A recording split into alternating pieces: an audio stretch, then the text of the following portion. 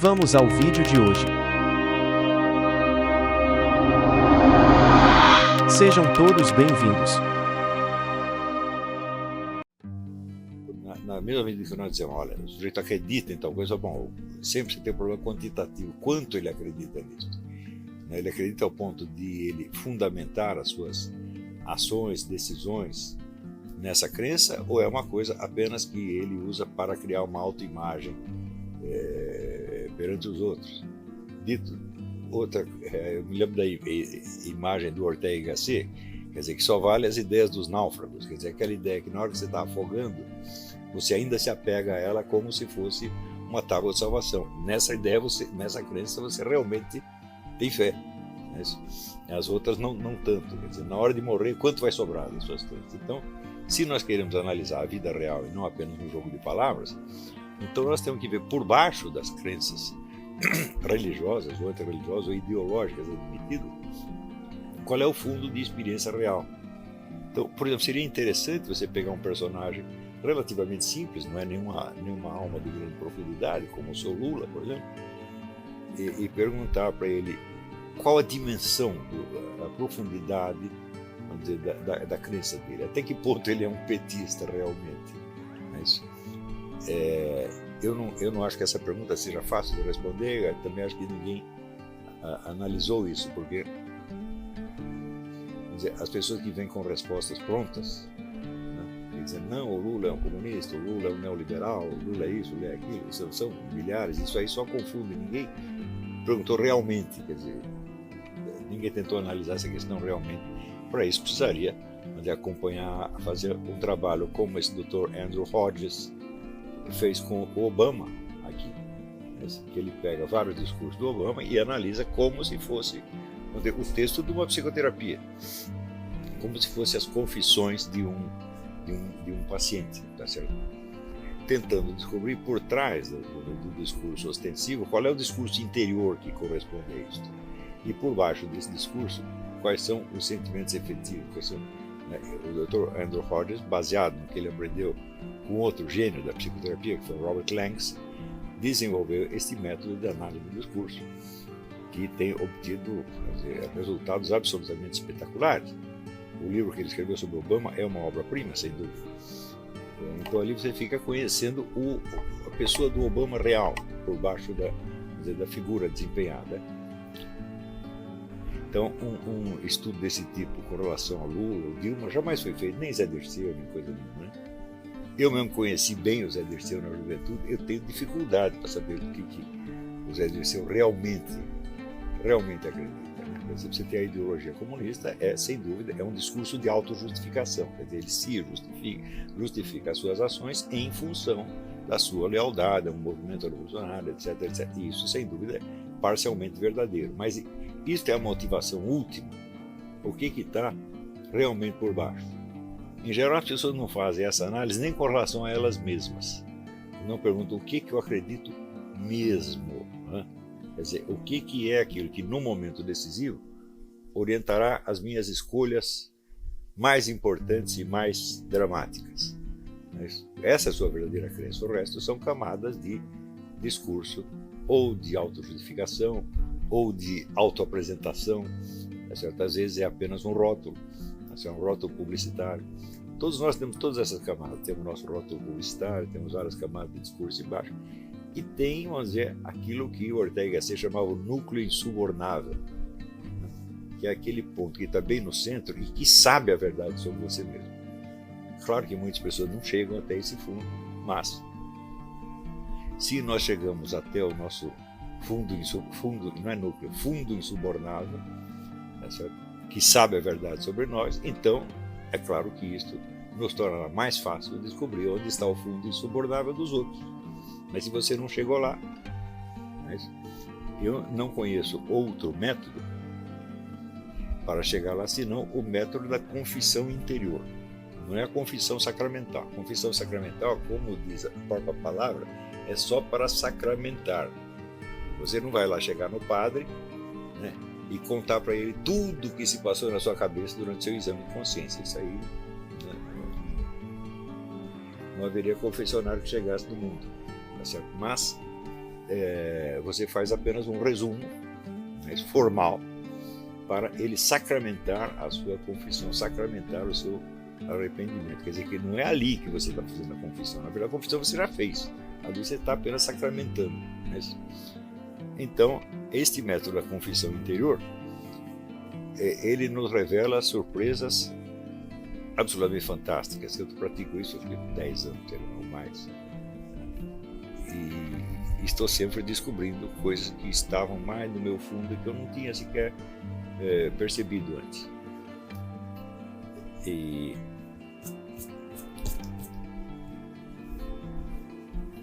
Então, este tema que eu vou abordar hoje, ele é importante até para esta dimensão, para a investigação do seu fundo. Então, eu vou ler aqui e comentar.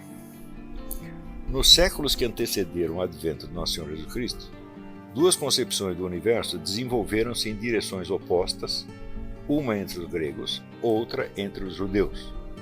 Seus entrechoques e sua influência mútua determinam até hoje o curso do pensamento ocidental. Eu digo, mais do que isso, eles determinam até hoje o jogo das nossas forças interiores, a nossa autoimagem, a nossa autoconfissão, a nossa autocompreensão.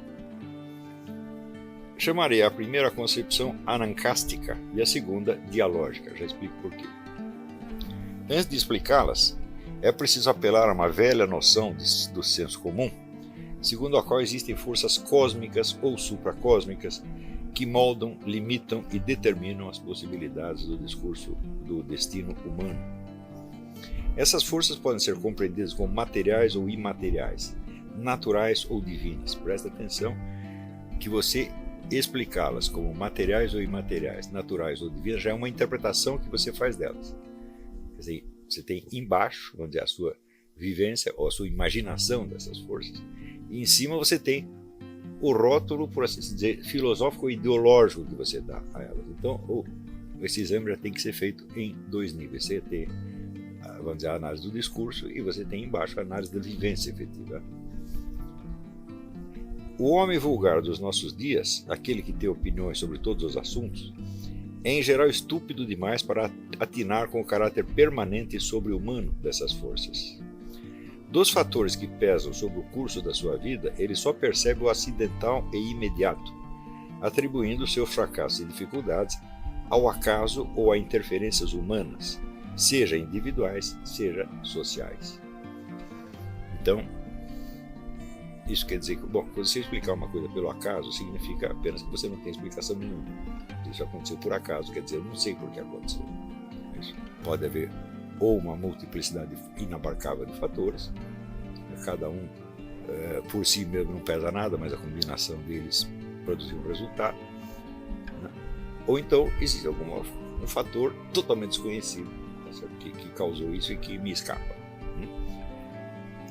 Mas quando as pessoas tentam explicar por que as coisas aconteceram para elas, você vai ver que, em geral, apelam sempre a fatores humanos. Foi fulano que me atrapalhou, o outro me sacanou, ou eu mesmo fiz uma bobagem, né? Ou então, no máximo, existe alguma causa socioeconômica. Me faltou dinheiro, eu perdi meu emprego, né? Ninguém se eleva, vamos dizer, ao nível de abstração necessário para perceber, primeiro, uma figura do destino individual. Quer dizer, ver a sua vida como um trajeto inteiro, que tem uma forma e tem uma lógica interna, tá certo? E para sondar em seguida os fatores, vamos dizer, que escapam ao seu controle e que escapam ao controle de qualquer ser humano e que determinaram, né, a forma desse destino. Então, isto para o cidadão do meio urbano dos nossos dias é quase impossível. Quando tenta alguma coisa desse tipo, o negócio salta diretamente ou para algum subterfúgio bíblico, ou ele encontra algum versículo na Bíblia que parece explicar o que está acontecendo para ele, mas que na verdade é apenas uma figura de linguagem, é uma analogia apenas, nunca é substantivamente o que está acontecendo, né? Porque você não é um personagem bíblico, você pode ter analogia com eles em certas situações, mas você não é eles. Ou então apela para a superstição pura e simples, né? For uma macumba, né? Você pode apelar a uma explicação astral, foi porque Saturno estava na casa não sei de quem, tá entendendo? Saturno estava quadrado com não sei quem mais, né? E assim por diante. Mas são explicações que não são explicações reais, porque mesmo que o indivíduo tenha, por exemplo, o professor estudou astrologia há muitos anos, e ele vê que certas coisas acontecem para ele durante certos trânsitos planetários. Mas qual é o elo? Qual é a conexão? Né?